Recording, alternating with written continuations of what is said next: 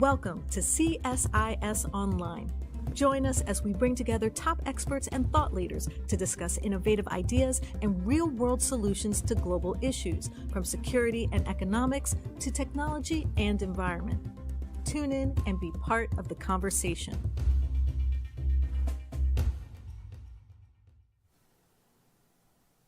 The war in Ukraine, 3 years on. That's the topic of today's discussion. I'm Max Bergman. I'm the director of the Europe-Russia-Eurasia program here at CSIS. And on February 24th, 2022, Vladimir Putin launched his brutal full-scale invasion of Ukraine. It's almost 3 years to the day. The war is still raging with massive geopolitical implications. And to discuss the current state of affairs, we brought together three of, I think, one of the foremost experts on Russia, Ukraine, and this war. And I'm really pleased to be joined by Maria Snegovaya, my colleague here at CSIS. Maria is a senior fellow here and leads our work on Russian foreign policy, sanctions, and the Russian economy. Dara Masako. Dara is a senior fellow with the Russia and Eurasia program at the Carnegie Endowment for International Peace and is one of the leading experts writing today about the Russian military and the war in Ukraine. Previously, Dara was a senior analyst for Russian military capabilities at the Department of Defense.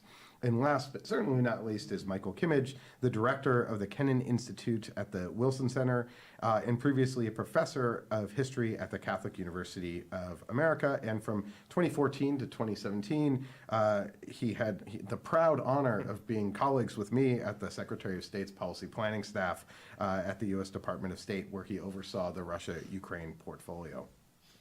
Dara, maybe we'll start with you to sort of set the scene. We're 3 years on.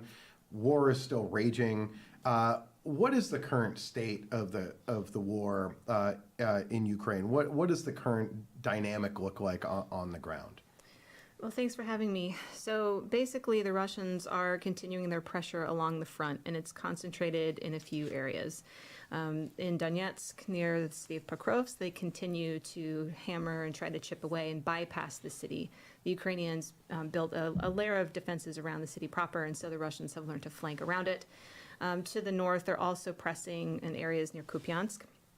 And then they're still working on trying to push the Ukrainians out of Kursk in Russia. So I would say it's still mostly unchanged from when I was there in October. Mm-hmm. There's a few areas territorially that have changed hands the Russians have taken. But all in all, it's still pretty tense along the front line. The main advantages, I guess, that you could look at for the Ukrainian side and the Russian side, the Ukrainians are very good at inflicting damage on the Russians with drones. So that they're holding the line using those kind of technologies and first-person view munitions. The Russians, unfortunately, are able to regenerate forces a little bit better than the Ukrainians are. So a unit will press, sustain a lot of damages, but then they can pull back, regenerate, and then go again. And they also have glide bombs, which is still an issue. The main difference, I would say, between now and the fall is the use of wired drones, fiber optic drones. You can't really jam them. They're a big issue for the Ukrainians. They're working on their own to try to match. And this is just where we are at this phase of the war. It's the attrition is heavy. The casualties are terrible on both sides. Territory doesn't really change hands, but the more interesting and troubling aspect about this is what is happening to the units that are defending. They're getting hollowed out. Now, if you went back a year ago and said, okay, we are, where we are today, and looked at, how would you sort of characterize the war having progressed? I mean, it seems like the Russians have just gone on countless offenses that have gained territory, but maybe not as much as they had hoped for, and that the war seems pretty static. Ukraine also launched its own offensive into Russia, into the region of Kursk. Are the lines moving, or can we characterize this as a stalemate where both sides are just bludgeoning each other and not really getting very far? Well, I think if you zoom out, it looks like a stalemate. The areas of movement are really concentrated in a few particular areas, but in those areas, it is an incremental gain on the Russian side. So looking back a year, looking back at it now, when I hear statements like, "Oh, the Russians have an overwhelming advantage and they're going to win this," that's not accurate. They're throwing everything they can at it, but they do have damage inside of their units, inside of their combat capabilities that limits how far they can move. I mean, the persistent surveillance on the battlefield is deadly for both sides, and that's why we don't really see this kind of large movement anymore. And I don't think we're going to see that. So you're not expecting any sort of major breakthroughs, but maybe we could talk a little bit about the munitions level. This has been, I think, a major concern for Europe and the United States, that Ukraine at this time last year, the funding had run out of U.S. military assistance. Then a supplemental passed in April of last year. What does the kind of armaments dynamic look like? Are the Ukrainians being outshot by the Russians, and what does that dynamic look like? Well, yes, I mean they have not really had an artillery advantage, in the war, and it's been ebbed and flowed depending on how far apart it was. No, right now, my understanding, and this is consistent with what it was in the fall, is the main problem that the Ukrainians are facing is not ammunition. I think the tail end of the Biden administration tried to push a lot of equipment forward as much as they could, and the weapons are still flowing now. I mean, they haven't stopped, and I think that's important to point out too. I mean, there's a bit of autopilot that is going on at this time. The main problem is manpower. The main problem for the Ukrainians is infantry.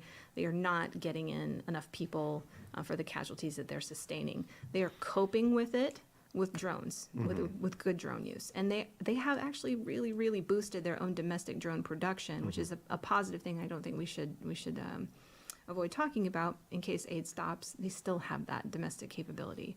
But I do worry about the manpower situation because I don't see a lot of solutions in the near term for them. Yeah, I saw that with the drones when I was in Ukraine firsthand. But the manpower, have there been any steps by Ukraine to sort of address it? They started the mobilization belatedly, but have there been any recent reforms? And is Ukraine looking at pursuing sort of different tactics here? They have. They're doing. I think they've correctly assessed what they need to do, and they're doing it. So a few of those things are collapsing these new series of brigades that just really didn't have the manpower behind them. They were very empty, and so they did away with that. They're taking all the people they have for those, and they're putting them in the experienced units on the front line. That is a relief for those units that are experiencing significant shortfalls. Another thing is they are looking at which units are the strong units, basically, who has a good commander, who has battlefield success, and they're taking those particular units and building them up from a brigade to a larger corps. They're trying to choose the strong and reinforce them. So that helps. But there's a longer term issue here of there's a trust issue going on. When we were there, it was described to me as people are certainly willing to fight. I mean, that was the case in all the units that we met with. That's still the case now. The will to fight is strong. But people are not willing to sign up to basically fight and die for a tree line if they don't understand the objective or what the point is. Right. Ukraine is a very different society than Russia. Okay, and they're used to having trying to understand what the orders are and what's the mission, and the units that succeed have that kind of command relationship that we would probably say is more like Western in style. It's a command style in transition.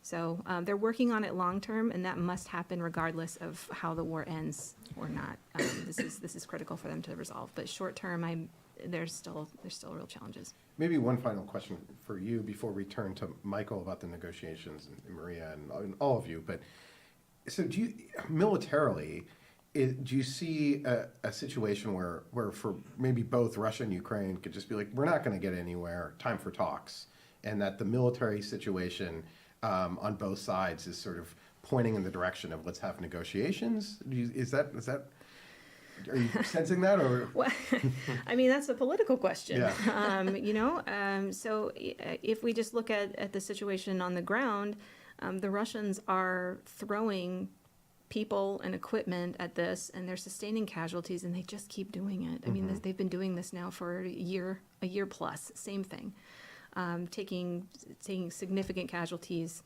in the process, and just recommitting people no matter how poorly wounded or how badly wounded they are. That we are now seeing people on crutches on the Russian side being sent in. I mean, it's bad. But again, the Russians have not stopped what they're doing.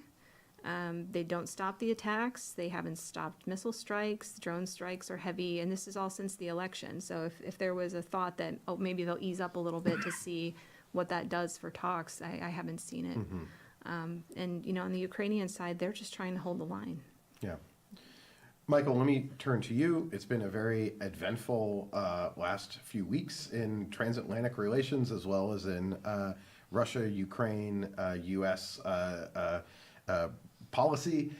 There were talks that were held between the U.S. and Russian side, led by Secretary of State Marco Rubio and Foreign Minister Sergei Lavrov in Riyadh. What did you make of these talks? Is there anything that you were pulling out from what we saw earlier this week?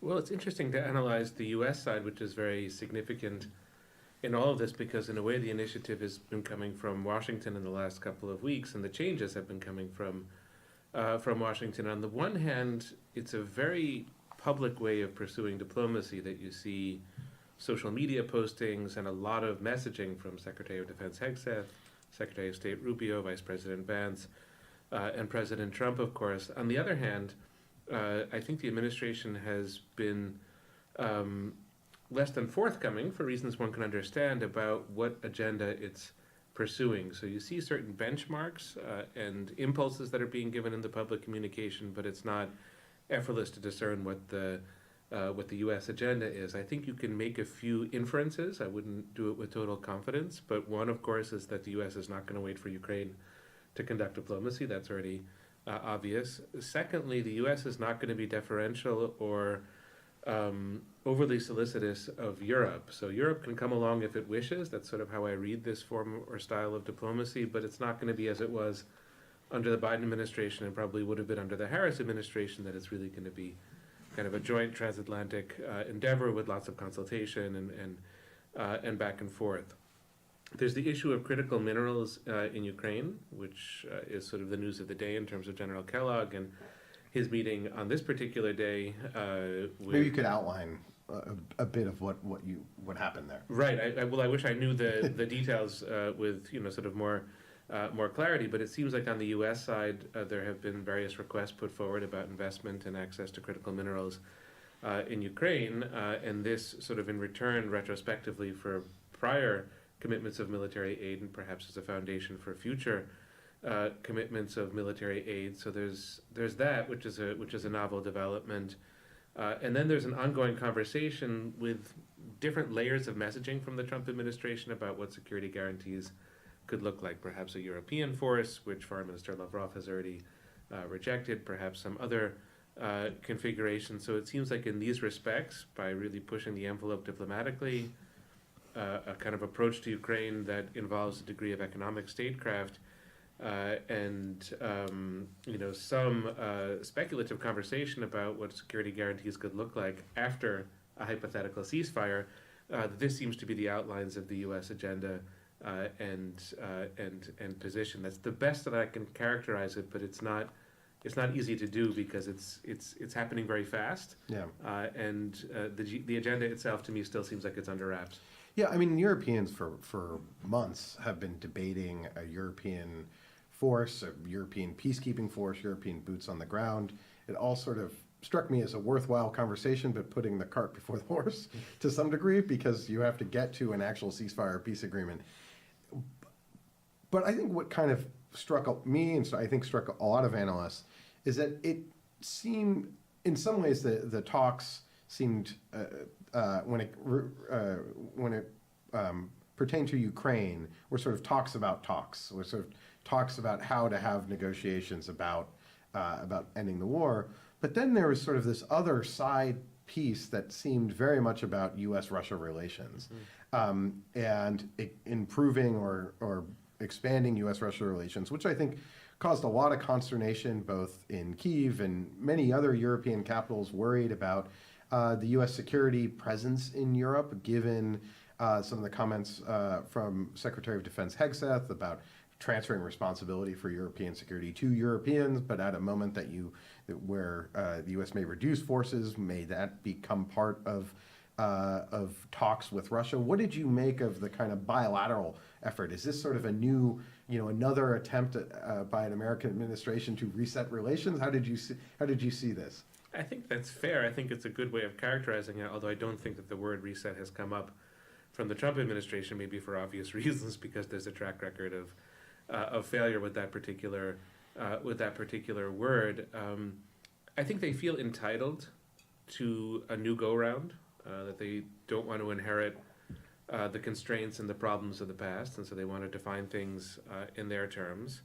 It is, of course, the case that President Trump, when a candidate, did sort of campaign on ending the war quickly, on conducting negotiations with Russia, on a different kind of relationship with Russia. So in that sense, none of this should really come as too much of a surprise. It was signaled and outlined earlier. And I think that there are two open questions. I think that your characterization of it is exactly right. They were talks about having talks. They didn't seem to go that badly as such, but there was no date announced for a Putin-Trump summit, which is perhaps in the offing, perhaps not. So it's not clear where exactly the next steps are going to be in this regard. Maybe a kind of contact group, or the team that President Trump has empowered, and there's something of a Russian team, and maybe they'll just keep on going until something ensues, or perhaps something will not ensue from this. It's very, very difficult. It's difficult to tell. And then the other interesting aspect of it all is that over the last 3 years, Russia has steadfastly refused to compartmentalize its relations with the U.S. So it's put the Ukraine war front and center. Everything is about that. Everything is about a very high degree of confrontation, hostility, etc. And the Biden administration was not eager or interested in compartmentalizing either. It also felt there's an intractable issue between these two countries that's going to be hashed out. And in a sense, one country is going to prevail over the other. In a way, on a dime, both the U.S. and Russia have completely shifted in that regard, at least rhetorically. I don't know, on the level of action, I think there's a lot that remains to be seen. But rhetorically, the compartmentalization has occurred, and we have the messaging from President Trump. He wants to work on business issues with Russia. He wants to work on nuclear issues. He wants to work on a whole host of issues, in addition to Ukraine, and I think Putin has signaled some kind of similar ambition, emphasizing again certain economic points that he thinks might be of interest to the Trump White House. So the format is very important, the kind of new structures that have been empowered. That's, I think, one of the things to watch. And then the other thing to watch is whether this compartmentalization comes into effect, because it would really be something new after 3 years of non-compartmentalization.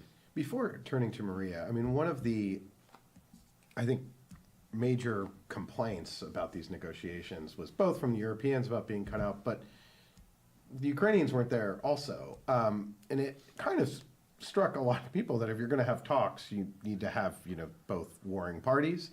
And to have these talks, it didn't seem like the Russians made any concessions, have not actually seemed like they've made a concession to actually sit down with the Ukrainians. How do you think, first, how is Kyiv interpreting these talks? And there's been sort of now a war of words between presidents, between President Trump and President Zelensky, pressure on President Trump calling Zelensky a dictator, urging the Ukraine to have an election which Ukraine has put off because of the war, questioning Zelensky's popularity, and I think Zelensky has sort of pushed back on that, and that has led to really bad optics, at the very least, between Washington and Kyiv. So maybe what's your sense of how Kyiv and how Ukraine is responding to this? Well, I mean, I think it's clear that there's just a very high level of concern in Ukraine. This is not what Ukraine was asking for. It was not its preference, and this is a pretty acute moment of tension. I mean, certainly the greatest it's been since the start of the war between the United States and Ukraine. But to back up just for a moment and to take this from a somewhat different perspective, take this question from a somewhat different perspective, 2 points. I think you can understand the logic of what President Trump is doing in the following way. Whether it will succeed is another question, but you can understand the logic in the following way. That to move quickly, which is obviously his intent, you can't have too much consultation. Because if you consult with the, how many, 27 members of the EU plus UK, plus the UK plus Ukraine, it slows things down. It makes them more complicated.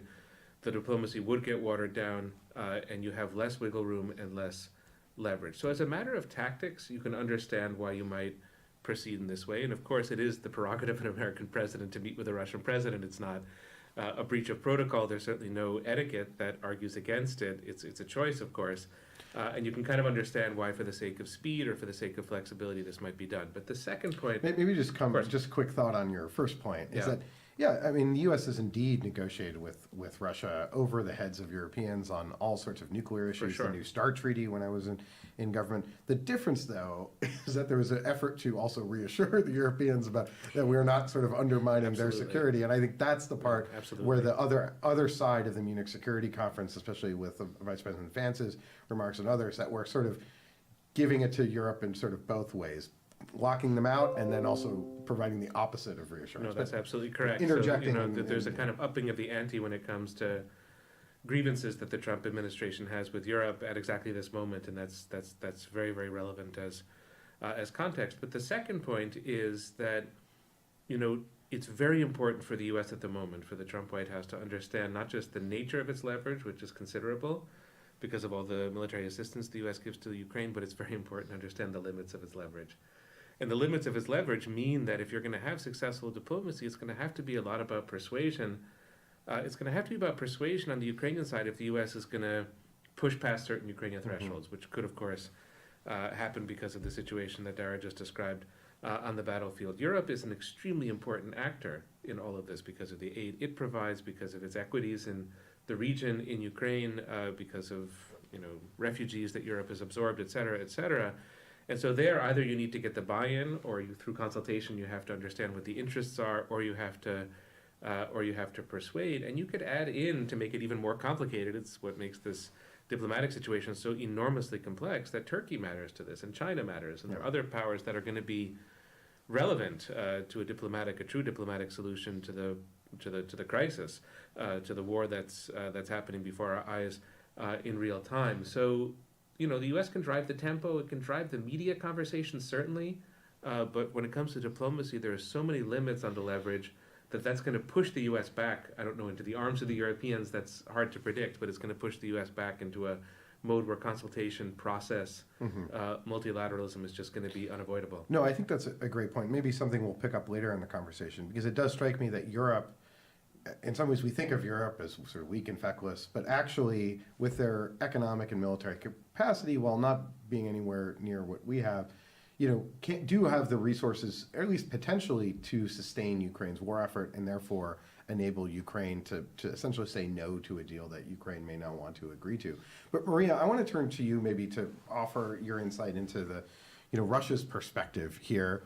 I saw that the Russian stock market went up, the ruble strengthened this past week following the talks. And to pick up on Michael's point about leverage and the leverage over Ukraine, which I think is quite extensive that the United States have, it doesn't really strike me that the U.S. has that much leverage over Russia. What is Russia trying to get out of these negotiations? Is it after peace? Does it want to kind of end the war? Or how do you think Russia is approaching this? Mm-hmm. Well, first of all, the state in Moscow, based on the reporting that we're getting, is complete and utter elation, to the extent that the Kremlin is overcautious not to, lose its luck accidentally. And how do you say spike the football in Russia? I think so it's almost too good to be true. Exactly. Mm-hmm. To them, that's one of the reasons as to why the Kremlin so far has tried to, maintain very moderated comments on the issue. But we do know that allegedly Putin tried to delay his Federal Assembly address, which typically would be scheduled at the end of February, which is one of the indications that the Trump-Putin meeting is in the making, and then he probably would like to appear and report these breakthroughs happily to the parliament. So certainly the economic situation is also, we see all these indicators of the hopes that are pumping up. The extent to which we'll see a lot of progress at this point, I agree with Michael, it remains to be seen, but it's clear that, if anything, Max, to your question, the leverage that Washington could have had over Moscow has been quite diminished in the last weeks, primarily proved unilaterally by the U.S. talking points. So they already have given up a lot of what Moscow was hoping to achieve, including territorial concessions, allegedly, at least verbally, NATO, no NATO membership for Ukraine, and even some election in Ukraine that appear to be quite important for Putin. I will flag that, again, we do not know for sure what has been discussed in Saudi Arabia during the meetings between the Russian side and the US side, but some of the talking points talking about how exactly these negotiations could potentially proceed, including the freezing of the front line, then elections in Ukraine, and then specific details, arrangement to keep the peace in place. Actually, to me, they're quite reminiscent of the Minsk II, where, if you remember, there was the same sequence of the events. First, you freeze the line, then you hold elections, then you seize control of the border to Ukraine. And this is very interesting that the Kremlin seems to have this playbook that it keeps pushing forward across various contexts. Also, the insistence on keeping this point about elections in Ukraine, seemingly unrelated to the territorial occupation of Ukraine, tell us that the maximalist goals of the Kremlin are pretty much still in place. Mm-hmm. Then, otherwise, why would the Kremlin be pushing so eagerly the election, which allegedly, in the Kremlin view, could bring a pro-Kremlin candidate to power? Personally, I believe it's highly unlikely, but the Kremlin is not particularly known for adjusting its priors regarding Ukraine. That is not something that we've seen in 2014 or 22, for that matter, 2022. Accordingly, the thinking may be then, even if not the pro-Kremlin candidate, but then they maybe can get some sort of political destabilization in Ukraine, which would eventually allow the Kremlin stronger leverage over Ukraine. So the maximalist goals appear to be still very much there. This is also congruent with what we have seen the U.S. Intel reporting just a couple of days ago. But when it comes to the leverage that the U.S. administration can have over Russia, this is very questionable. We know, as a matter of fact, that sanctions lift has been consistently discussed. But this where I not fully agree with Michael's point. I do not necessarily believe that the Kremlin is compartmentalizing this issue to the extent that maybe Trump's administration would love it to believe. Mm-hmm. Because sanctions were introduced specifically because due to Kremlin's unprovoked aggression and invasion of Ukraine. And separating this issue from the war in Ukraine really will kind of be very welcome by the Kremlin, because it's precisely what the Kremlin has always been saying. It's been saying that the sanctions were unjustified and completely illegal on the side of the West, and so they should be lifted regardless of what is happening in Ukraine. So if anything, this is again one of the Kremlin's aspirations from the start. You know, one of the theories about Russia right now is that, well, they're maybe not making the gains they hoped on the battlefield, and their economy is starting to sputter. Do you think Putin is under pressure economically to try to end this war, to try to have a negotiated settlement because of the Russian economy?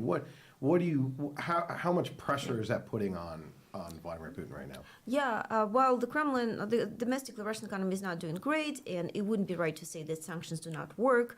They do create a significant strain on the Russian economy.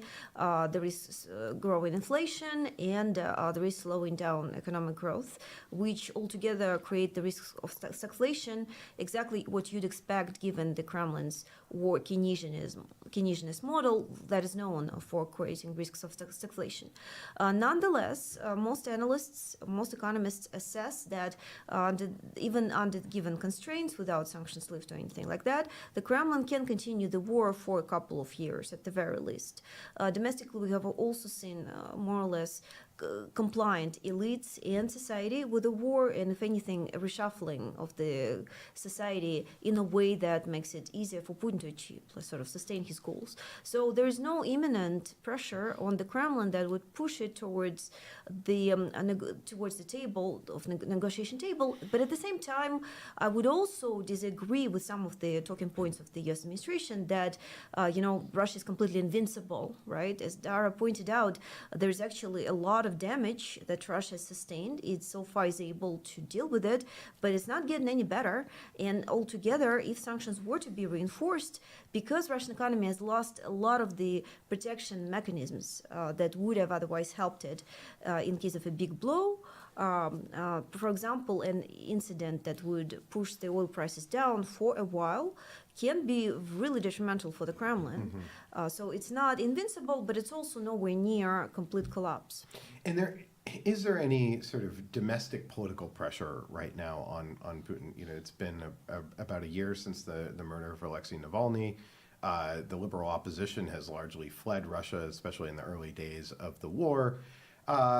Is there any signs of kind of internal strain amongst Russian elites, amongst the oligarch class that really just wants to get rid of sanctions, cut a deal, and we can maybe reopen to the West? Is there any inclination of that and sort of dissonance when it comes to support for this war inside of Russia? I would say that going back to business as usual would be popular among the elites, especially the oligarch groups. But it's important to keep in mind that the control is in Silovikis, the security service kind of hands, who have very hawkish and revisionist aims that have not been so far achieved. So the maximalist goals have remained as predicted. If anything, Putin has consistently pontificated, said that he expected the West resilience to break down. He always said, and that is actually congruent with the Soviet vision of the West, that new democracies are highly unstable, unpredictable, they can't commit to something in the long term,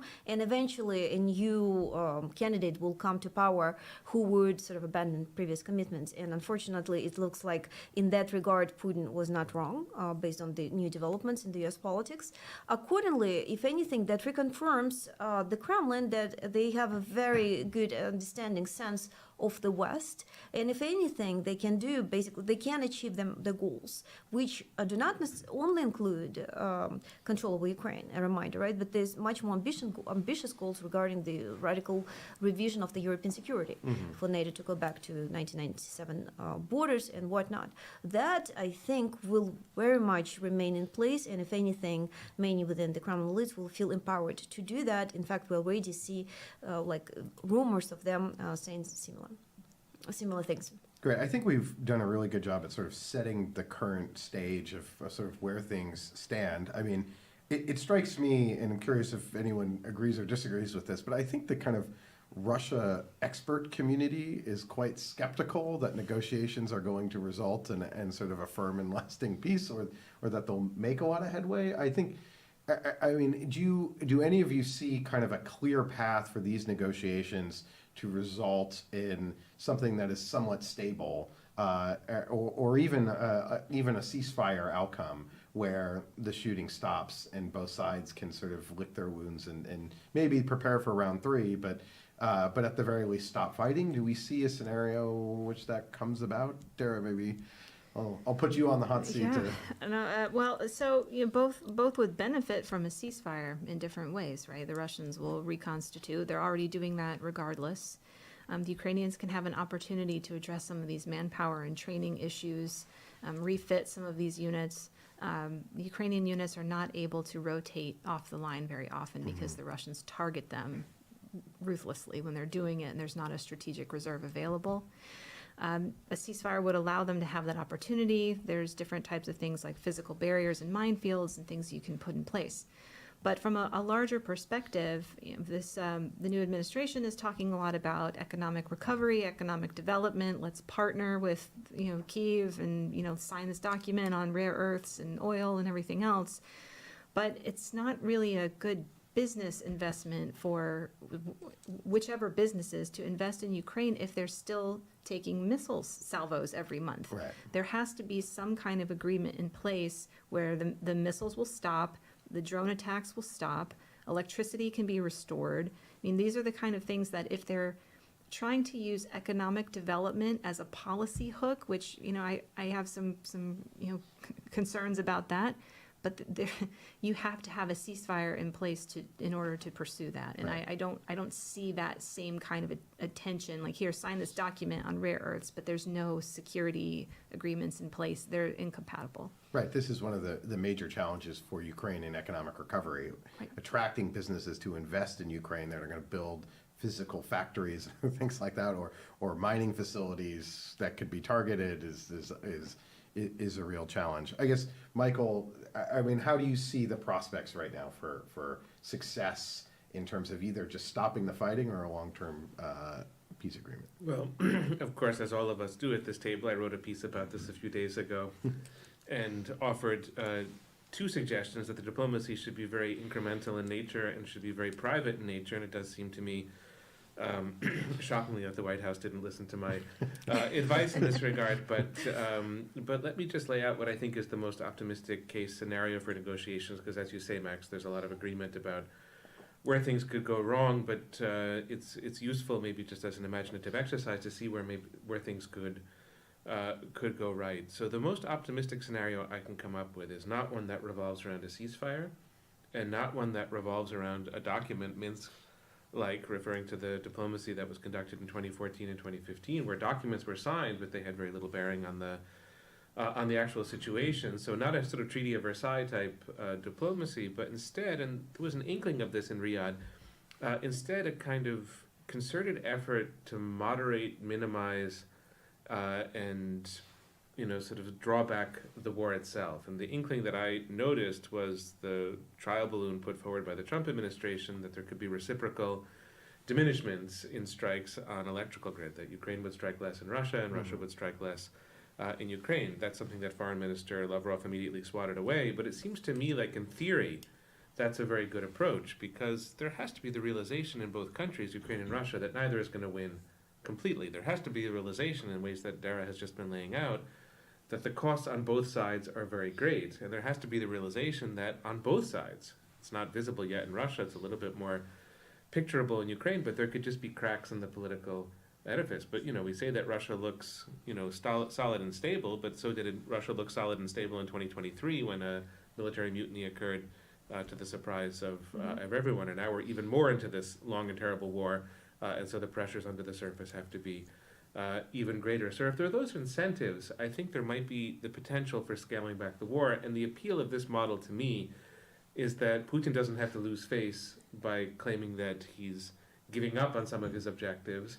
And Zelensky doesn't have to lose face in the sense that he has to commit to recognizing Russian occupation or annexation of Ukrainian territory, which I suspect is just a no-go in Ukraine, regardless of what is asked for Ukraine by outside countries. So I think negotiation could maybe accomplish that a year from now, if we have this conversation, and in a sense I hope we don't have a 4th year anniversary conversation, but if we do, that we would be talking maybe not about a finished war, because the incentives are still there to keep fighting for reasons one could go into, but we could be talking about a smaller war. That's about as optimistic as I could get. So if one could pursue a kind of private incremental diplomacy along these lines, I think it has a few prospects for doing good. Put some guardrails on the war. Maria, what are your thoughts?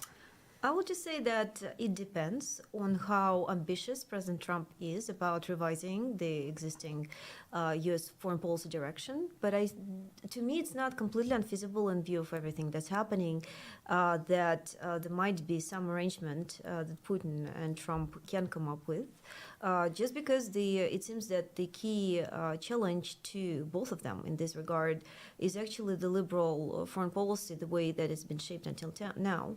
And some of the talking points on the Trump's administration seem to be hinting in that direction. I don't know if that's achievable, and really a lot will depend on how well the Kremlin is able to play its cards. But so far, we have seen the Kremlin very aptly, I'd say, credit where credit is due, choosing its rhetorical point in a way that really echoing a lot of Trump's positions. For example, Putin has said before that 2020 election was stolen from Trump, that the war wouldn't have started if Trump was the president, and that Trump took the bullet like a hero.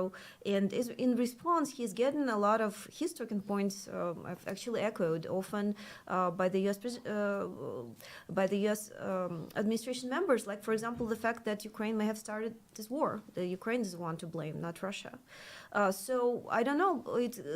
I guess a lot of it remains to be seen. It's very much in flux. But as we know from books like Sergei Radchenko's To Run the World, the Kremlin ambition is really goes way beyond Ukraine. It's about running the world, and it's not completely unfeasible that the new reset between the U.S. and Russia could have elements of that in mind. If we're thinking ambitiously, as the U.S. president and the Russian president seem to be thinking, that is not completely off the table at the moment. To give my sort of hot take on this, and Michael, as a historian, as the child of two historians, I think worries me a lot that Vladimir Putin has gotten into history in his sort of later years. Now, he's in his 70s, of course, in the summer of 2021, sort of wrote about Ukraine's importance to Russia and Russian history in a very sort of warped perspective on Ukrainian history. But to me, he's been in power for 25 years. He is effectively, I think, thinking about his place in history as sort of Vladimir the Great or Putin the Great, and where would he be in history if he agrees to just sort of take a little bit of territory in the Donbass for a war that lasted for 3 years? And so I'm nervous that the maximalist objectives that Russia had at the beginning of this war. And, Dara could correct me if I'm wrong, but, the initial invasion was pretty maximalist on what they were trying to achieve. And yet we've seen a year of massive offensives that haven't gotten very far, but have sort of don't really seem like they're, turning down the efforts there. And I guess my concern is that, I think they see an opportunity to basically sideline the U.S. from supporting Ukraine. And that what we saw last year, around this time last year, is a Ukrainian military that was withering on the vine without U.S. Weapon supply, and that Europe maybe doesn't have the capacity or ability to come in and backfill, or the speed at which they can do that. And so another year or so, if we're unfortunately maybe talking about this a year from now, or maybe 2 years from now, that then in a war of attrition, one side usually breaks down first. And so, Dara, maybe if we could transition to the pessimistic view, hypothetically, if Russia is not intending to actually have a settled negotiation here, but maintaining its view of a maximalist, objectives of subjugating Ukraine and basically eliminating Ukrainian democracy, what are they hoping for militarily? Are they hoping that Ukraine runs out of weapons, or how would they, if that is, Putin is giving the order to its military, what is he telling them to plan for, and how do you think they would implement that?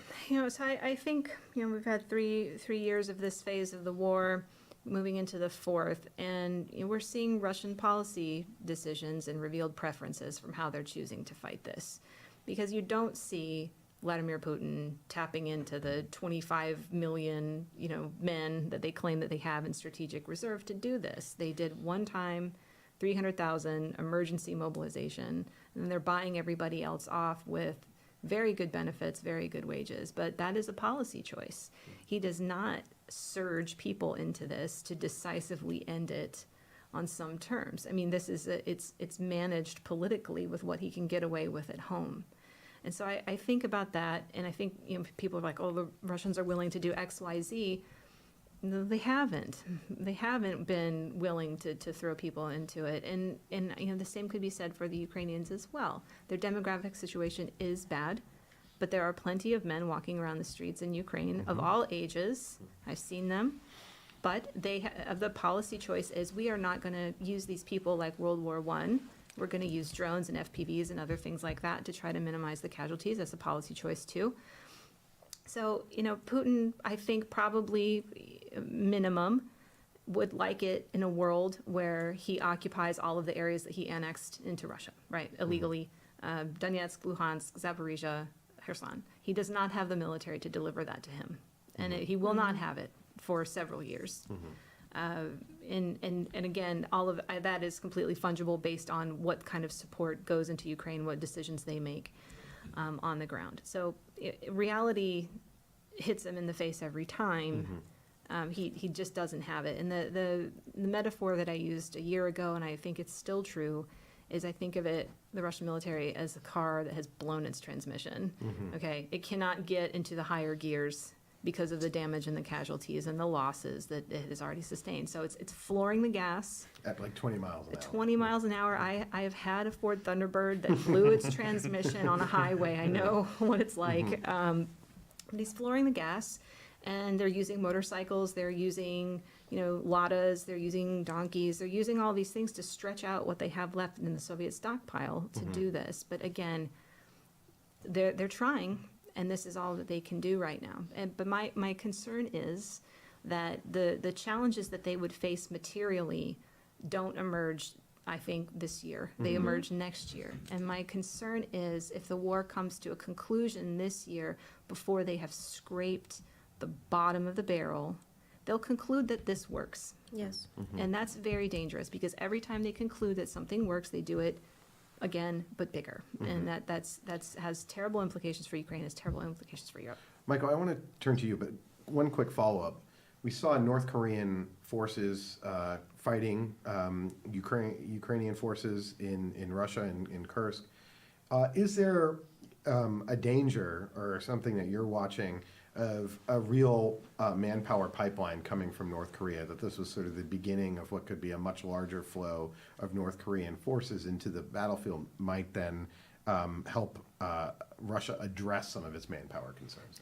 I would say that as a test, if that was a test to see what the reaction would be globally and from the West, I would say that it was failed. They're really, what kind of punishment did Russia and North Korea face from adding these forces to the fight?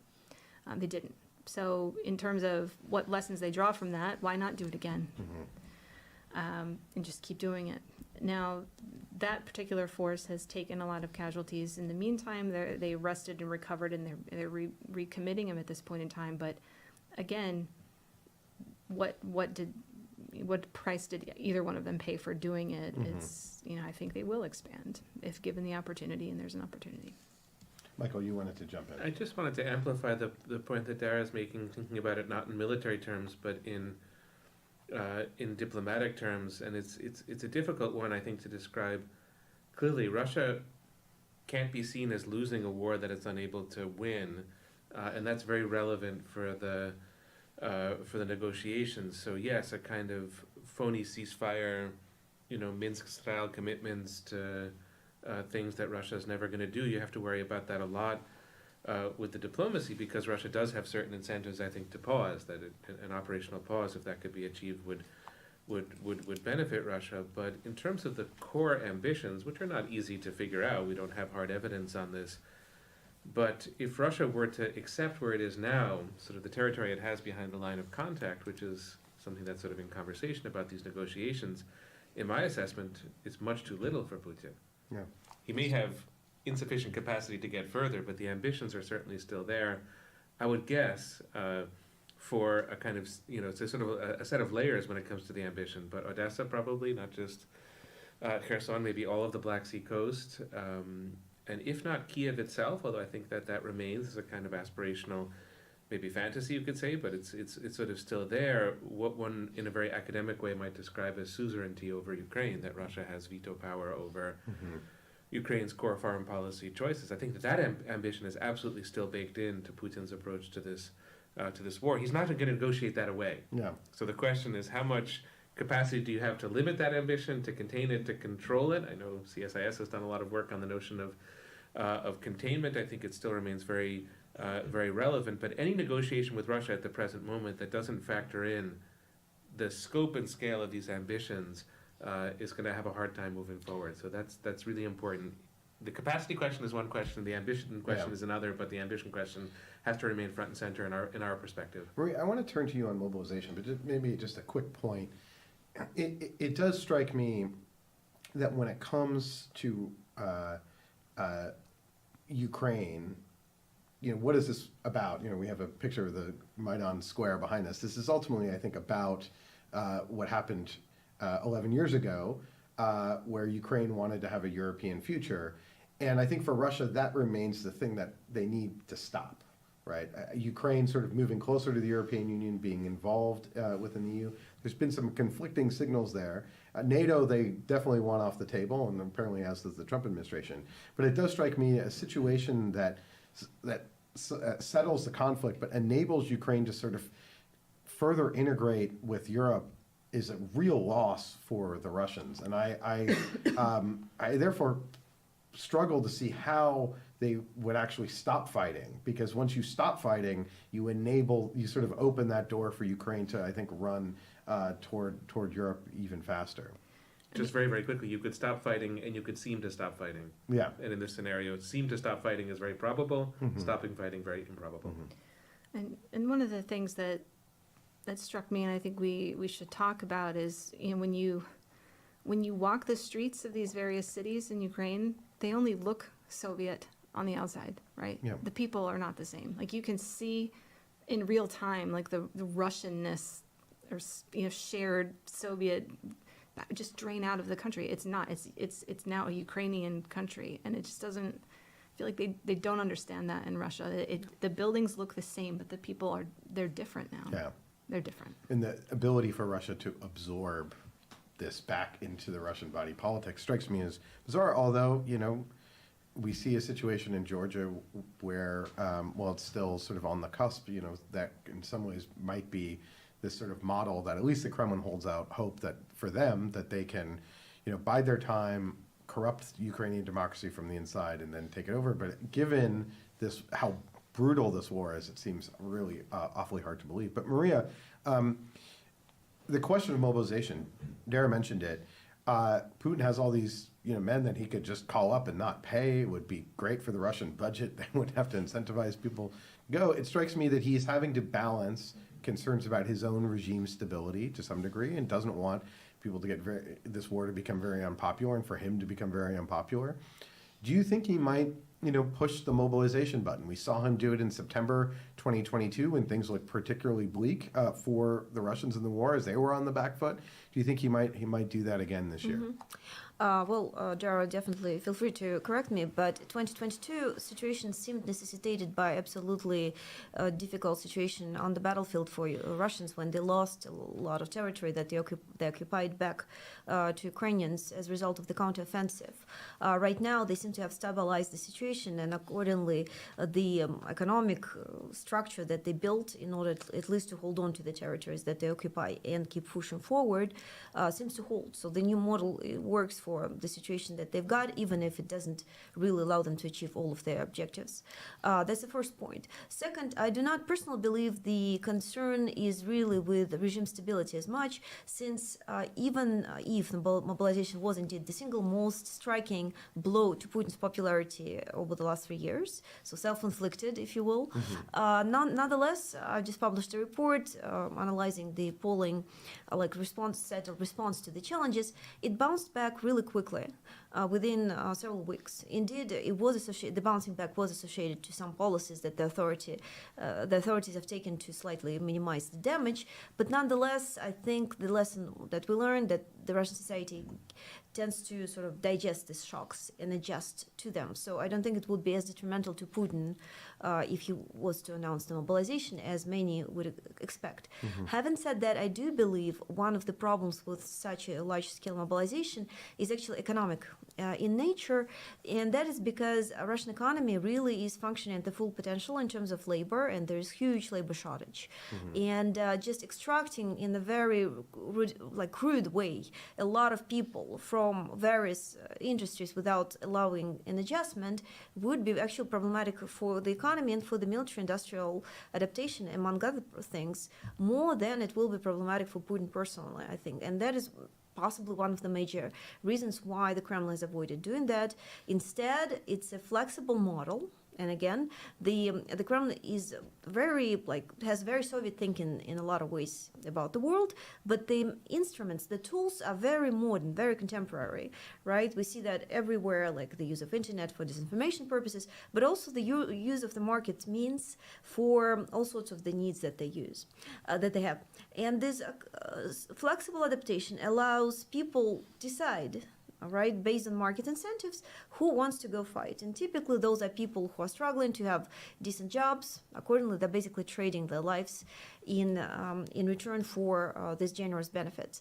And it's the system that seems to be working. Actually, it takes away the sort of the people who do not find necessarily the need within Russia, and essentially allow the country, the society, sort just of less vital workers less vital, and those maybe who have the flexibility to do that. So I think it's a model that's very efficient, and the Kremlin so far has the resources to do that. A recent report by our colleague from Berlin, Janusz Klugis, shows that in the last quarter, 2024, the Kremlin again pushed up the price tag for these new so-called volunteers, which allowed them again to increase the recruitment without again having to go to the harder choices like mobilization. Dara, I want to maybe come to you. We are running short of time, but one issue I think that I'd be really concerning to me in Ukraine is the potential for U.S. military and economic support to dry up.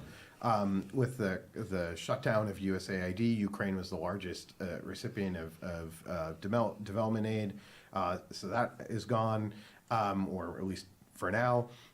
Military aid, you mentioned, is still flowing, but a lot of that is from the contracts that were signed with industry in 2022, 2023, and 2024, and that may continue for a while. But do you see a situation where Ukraine becomes quite militarily desperate, and can Europe maybe step up to fill some of the gaps that might emerge over the coming months, or maybe really towards the end of this year? How do you see potentially the role of Europe coming?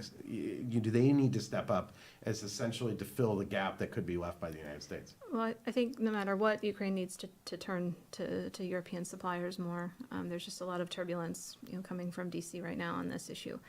In terms of what they can support and what they can make up for, it's highly variable by weapon type.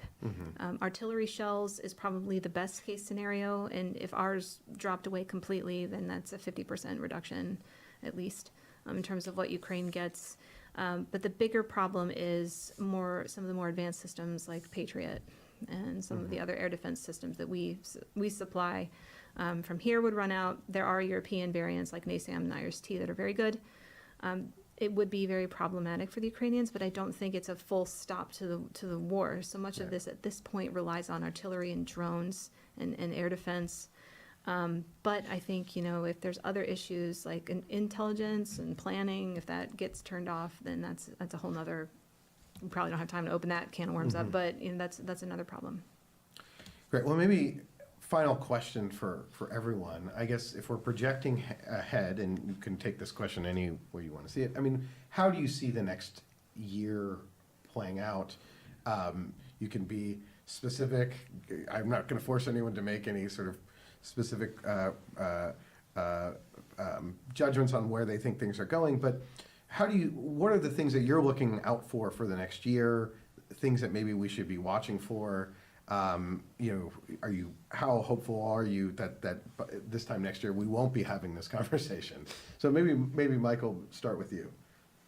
Well, I think the diplomacy is really, really complicated, and we've already laid out some of the reasons in the course of the conversation. The issues themselves are complicated. The territorial issue is highly complex.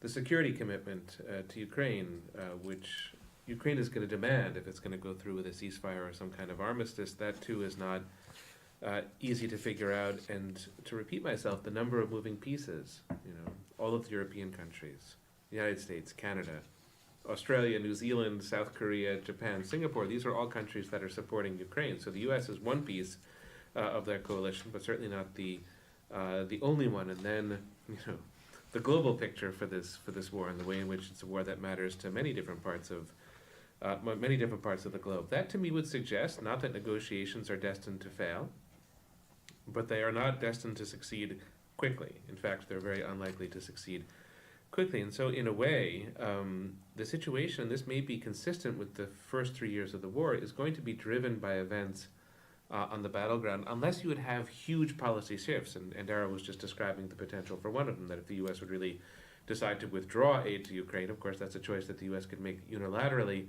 that would have a big effect on the battlefield, and that in turn would have an effect on the diplomatic story of the war. But it's still going to be the military situation driving the diplomacy rather than the other way around, I suspect. I could be proven wrong on that point, but I'll make that prediction, and that therefore means that major significant diplomatic changes are likely to occur slowly. So maybe 6 to 8 months from now, I still have a hard time imagining it. Could be the poverty of my imagination, but maybe a kind of diplomatic termination to the war is something to think of a year from now, 2 years from now, 3 years from now, and that again speaks to the sheer complexity of all of the things that go into this war and all of the things that will go into its termination.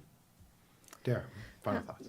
Yes, so I've heard the language out of Secretary of State Rubio that negotiating a ceasefire but not getting to a durable settlement is just going to inevitably lead to another war in however many years after Russia takes an opportunity to reload. Ukraine does as well. In terms of what that looks like in terms of investment, even if we have a ceasefire, Ukraine still needs a lot of support rebuilding itself and creating reliable defenses. But I also think that the administration needs to think about what kind of sticks that they can use here, because there are things that Russia fears coming into Ukraine: long-range strike, boots on the ground, basing. Like, these are things that can be used as leverage, as negative leverage against the Russians if they violate an agreement. I think that it has to be backstopped with that negative leverage. Maria. I think that even Donald Trump at this point agrees that the negotiations and the settlement will take longer. I've heard him recently say it may take up to a year, so we may as well find ourselves in a very similar situation next year, albeit it's clear, when probably with a way less active role of the United States in Ukraine than before, probably a stronger role of Europe. Europe really has gotten an opportunity to make a major game changer, potentially, for example, by coming up with resources to purchase lethal aid in the United States in case it gets cut down. But the Kremlin, I think, has also on its side incentives to keep pushing forward in Ukraine in light of everything that we've discussed, at least for the next half a year, just to see if indeed there will be a possibility for major breakthrough on the front line. I think that one of the reasons why it will be in the Kremlin's interest to try and prolongate these talks. The talks can continue without necessarily there being a ceasefire. And I also would not be surprised to see, in light of the recent developments, some agreements or some sort of negotiations going on between the United States and Russia, and potentially even some sort of reset, partial sanctions lift as a result of this situation. Well, this has been a fantastic conversation. I mean, my one thought on this question is, I think the military situation doesn't look like it's going to alter significantly over the next year. I think it seems pretty clear that Russia may make gains, but Ukraine at least will continue to have the weapons flow from us, from maybe not from our direct aid from last year, but from the contracts that were signed, and that there's a real potential for Europe to make itself a real actor over the next year, where if it steps in militarily with significant aid, also the economic assistance, that I think Russia may find itself not needing to necessarily negotiate with Washington, but much more with Europe, who then have taken over as the major backers as the United States maybe moves to the side. I don't think that's the intention of what the Washington's seeking right now, but I think that's maybe the outcome. And so while it looks very bleak, I think, for Ukraine potentially in these negotiations, as long as they sort of stay firm on the battlefield and there's no significant breakthrough, and Europe is there to support them, that may hopefully lead to a situation where maybe this time a year from now we're talking about negotiations, but maybe it's not Washington, between Washington and Moscow. So that would maybe be my sort of hopeful, optimistic end to this conversation. But we're going to have to leave it there. I want to thank you all so much, Maria, Dara, Michael. Thank you. This has been a fantastic conversation. And thank you all to our viewers for tuning in. If you like this conversation, let me please recommend that you go and subscribe to our our podcast, Russian Roulette, as well as the Eurofile, which looks at all things transatlantic relations. And we also have a new report out looking at the coming collisions in transatlantic relations. Those collisions may in fact be here, but it's a report that sort of goes through all the different policy areas where Washington and Europe may have some real tensions. So with that, I want to thank you all for tuning in, and we will see you next time.